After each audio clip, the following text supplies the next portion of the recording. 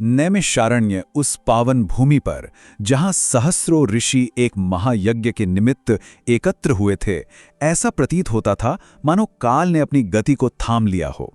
यज्ञशाला के केंद्र में धधकती हुई अग्नि, उसकी प्रत्येक उठती हुई लौ, ऋषियों के मुख से निश्रित होते प्रत्येक मंत्र के साथ अंतरिक्ष की परतों में गहरा कंपन उत्पन्न कर रही थी।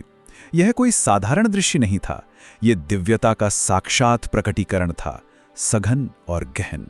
और तब यज्ञ की वेदी से एक श्लोक गूंज उठा, तस्य कर्माणि उदाराणि परिगीतानि सूर्यभे ब्रूहि नः श्रद्धधानानाम लीलया दधतः कलाहा। इस मंत्र घोष के साथ ही यज्ञ की वेदी से प्रज्वलित अंगारे एक अति तीव्र वेग से ऊपर की ओर उठने लगे, मानो वे भौतिकी के समस्त नियमों को तोड़कर सीधे ऊर्ध्व लोकों की ओर यात्रा पर निकल पड़े हों। यज्ञशाला की वायु में पवित्र भस्म और घृत की आहुतियों से जन्मा सुगंधित धुआं विकिरण प्रकाश की किरणों से मिलकर एक ऐसी स्वर्णिम आभा की रचना कर रहा था जिसमें प्रत्येक ऋषि का मुखमंडल किसी सूर्य के समान ही प्रज्वलित हो रहा था। जब महर्षि शौनक ने कथावाचक सूत जी की ओर अपनी दृष्टि उठाई तो उनकी आंखों में केवल जिज्ञासा नहीं थी, वहां उस अविनाशी तत्व के दर्शन की एक तीव्र, एक गहरी प्यास थी जिसे वे शब्दों के माध्यम से अनुभव कर लेना चाहते थे। तब समस्त ऋषियों ने मिलकर एक स्वर में प्रार्थना की, हे सौम्य सूत जी, हम उन भगवान के उदार कर्मों का श्रवण करने की अभिलाषा रखते हैं। वो कर्म जो मात्र महान नहीं अपितु दिव्यता और असीम करुणा से ओतप्रोत हैं, जिनका गान बड़े बड़े मनीषी, सिद्ध और ऋषि मुनि युगों युगों से निरंतर करते आए हैं। आप हमारे समक्ष उन्हीं का विस्तार से वर्णन करें। वे भगवान जो मात्र अपनी लीला के द्वारा बिना किसी भी प्रकार के प्रयास या श्रम के विभिन्न कलाओं और अवतारों को धारण कर लेते हैं, उनकी उन दिव्य गाथाओं को सुनने के लिए हम पूरी श्रद्धा से भरकर एकाग्र चित्त से आपके सम्मुख बैठे हैं। कथा का प्रवाह यहाँ से बदल जाता है, दृश्य का वेग अचानक तीव्र हो उठता है और हम नैमिषारण्य की परम शांति से बहुत दूर एक अति यथार्थवादी युद्ध भूमि के मध्य पहुंच जाते हैं। एक ऐसी युद्ध भूमि जहां अधर्म अपने सबसे विभत्स किंतु भव्य और आकर्षक रूप में खड़ा है। यहाँ की मिट्टी अब मिट्टी नहीं रही, वो योद्धाओं के रक्त, स्वेद और अश्रुओं से सनी हुई गाढ़ी कीचड़ में बदल चुकी है। वायु में उड़ती हुई धूल ने आकाश के नीले रंग को एक गहरे मटमैले रंग में परिवर्तित कर दिया है, जो दमन और घोर निराशा का प्रतीक बन चुका है। इस युद्ध भूमि के नायक वे अधर्मी राजा, वे किसी साधारण खलनायक या किसी पश्चिमी दानव की भांति नहीं दिखते। उनके सिर पर कोई सींग या शरीर पर विचित्र लबादा नहीं है। वे तो साक्षात पतित वैदिक सम्राट हैं, जिन्होंने धर्म के मार्ग को त्याग दिया है। उनके शरीरों पर भारी तामसी कवच चढ़ा हुआ है, जो काले लोहे और गहरे कांसे की मोटी परतों से बना है। उस कवच पर विजय के नहीं बल्कि क्रूरता के आलेख खुदे हुए हैं। उनके मस्तक पर लगे विशाल दांतेदार मुकुट उनके दंभ और अहंकार की आकाश को छूती हुई एक जीवंत घोषणा कर रहे हैं। उनके माथों पर लगे गहरे क्रूर तिलक और युद्ध के प्राचीन घाव उनकी हिंसात्मक प्रवृत्तियों की स्थायी गवाही दे रहे हैं। उन असुर महासेनापतियों के शरीरों पर पुराने युद्धों के तांत्रिक निशान और गहरे घाव ऐसे दिख रहे हैं मानो वे धातु और मांस का एक विकृत और अपवित्र संगम हो। उनके हाथों में काले लोहे की भारी गदाएं और विशाल तोमर हैं, जिनका भार इतना अधिक है कि उन्हें उठाने की कल्पना मात्र से ही भुजाएं शिथिल पड़ जाएं। उनकी प्रत्येक मार में इतना बल है कि पर्वत भी छिन्न भिन्न होकर धूल में मिल सकते हैं। उनका संपूर्ण अस्तित्व ही दमन, हिंसा और पृथ्वी पर पड़ने वाले एक असहनीय भार को दर्शाता है। इस भारी, इस अंधकारमयी और भयावह पृष्ठभूमि के ठीक विपरीत नैमिषारण्य के ऋषियों ने उस सात्विक महायोद्धा के कर्मों को सुनने की जिज्ञासा प्रकट की। वो उदार कर्म जो केवल विनाश और दमन के लिए नहीं बल्कि सृष्टि के संतुलन और धर्म के पुनरुद्धार के लिए होते हैं। इस तामसी अंधकार के विरुद्ध एक दिव्य निर्मल प्रकाश की कहानी को सुनने की अभिलाषा। जब वो सात्विक सत्ता धर्म की रक्षा के लिए अपनी कला धारण करती है तो युद्ध भूमि की भौतिकी और उसका सौंदर्य शास्त्र पूरी तरह से बदल जाता है।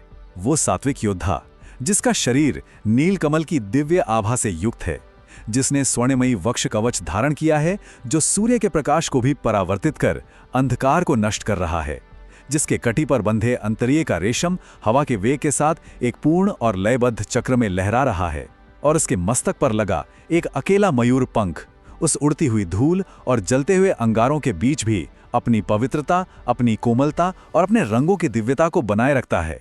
ऋषियों ने पूछा कि उस सात्विक तेज ने कैसे उन तामसी शक्तियों के अहंकार और उनके भौतिक बल को धूल में मिला दिया। जब तामसी योद्धा का भारी लौह कवच सात्विक योद्धा के दीप्तिमान स्वर्ण वक्ष कवच से टकराता है तो भारी लोहा ही छटक जाता है। जब असुर का दांतेदार अहंकारी मुकुट उस एक पवित्र मयूर पंख की दिव्यता के सामने आता है तो मुकुट का भार स्वयं ही झुक जाता है। असुरों की क्रूर और भारी गदा जब सहजता से उठाए गए दिव्य शस्त्र से टकराती है तो गदा के टुकड़े टुकड़े हो जाते हैं। उनकी क्षत विक्षत और अंधकारमय देह नीलकमल की आभा के तेज को सहन नहीं कर पाती। असुरों का पृथ्वी कंपाने वाला प्रहार जब ब्रह्मांड कंपाने वाले संकल्प से टकराता है तो वो प्रहार शून्य में विलीन हो जाता है। तामसी बल सात्विक अनुग्रह के सामने सदैव बिखर जाता है।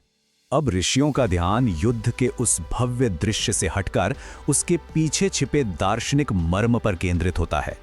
वे उस एक शब्द का वास्तविक अर्थ पूछते हैं जो भगवान के हर कर्म का आधार है, और वो शब्द है लीला। ये केवल एक शब्द नहीं, ये एक संपूर्ण दर्शन है। सूत जी उत्तर देते हैं, लीला अर्थात वो कार्य जिसमें कर्ता को कोई प्रयास न करना पड़े, वो कर्म जिसमें किंचित मात्र भी तनाव ना हो, वो भगवान जो इस ब्रह्मांड का सबसे भारी और जटिल कार्य अधर्म का पूर्ण विनाश भी इतनी सहजता और सरलता से कर देते हैं जैसे कोई बालक खेल खेल में समुद्र तट पर बने मिट्टी के घरौंदों को ढहा देता है। बालक के लिए वो मात्र एक खेल है, कोई श्रम नहीं। ठीक उसी प्रकार परमात्मा के लिए असुरों का संहार और धर्म की स्थापना केवल एक दिव्य खेल है। यही दैवीय सरलता और यही प्रयासहीनता ही लीला का सार है। इस गहन अर्थ को समझकर ऋषियों ने कहा कि हे मुने, अब हम उन अवतारों की कथा सुनना चाहते हैं जहां भगवान ने अपनी विभिन्न कलाओं को प्रकट किया, क्योंकि ये लीला इन्हीं कलाओं के माध्यम से इस भौतिक जगत में अभिव्यक्त होती है और आकार लेती है। भगवान की कलाएं अर्थात उनके वे दिव्य अंश जो समय समय पर युग की आवश्यकता के अनुसार विभिन्न रूपों में प्रकट होकर जगत का मार्गदर्शन करते हैं और धर्म की पुनर्स्थापना करते हैं। ये केवल अवतार नहीं है, ये दिव्यता की पूर्ण अभिव्यक्तियां हैं। चाहे वो प्रलय के जल में तैरता मत्स्य हो या पाताल से पृथ्वी का उद्धार करता हुआ वराह, प्रत्येक रूप धर्म की स्थापना के लिए परमात्मा की एक लीलापूर्ण, एक दिव्य अभिव्यक्ति है। वे कलाएं जो कभी एक विशाल मत्स्य के रूप में प्रलय के विनाशकारी जल में वेदों की नौका को एक अतिगतिमान वेग से खींचती हैं, तो कभी एक विराट वराह के रूप में ब्रह्मांडीय सागर की गहराइयों से पृथ्वी को अपनी दंश्रा पर उठाकर बाहर ले आती हैं। उन अवतारों के शरीर से बहता हुआ स्वेद, उनकी तीव्र श्वासों की ऊष्मा और उनके शरीर की प्रत्येक हरकत इतनी वास्तविक और सजीव है कि उसे सुनने मात्र से ही देह में रोमांच हो जाता है। वो स्वेद किसी साधारण जीव का नहीं, बल्कि साक्षात सत्य का है, जो धर्म की रक्षा के लिए परिश्रम करने का अभिनय कर रहा है। कथा पुनः नैमिषारण्य की उसी यज्ञशाला में लौटती है, जहां अब वातावरण और भी अधिक शांत और गंभीर हो चुका है। अब संवाद ऋषियों के मुखों के अत्यंत समीप जाता है और उनके अंतर्मन में चल रहे भावों की गहनता को प्रकट करता है।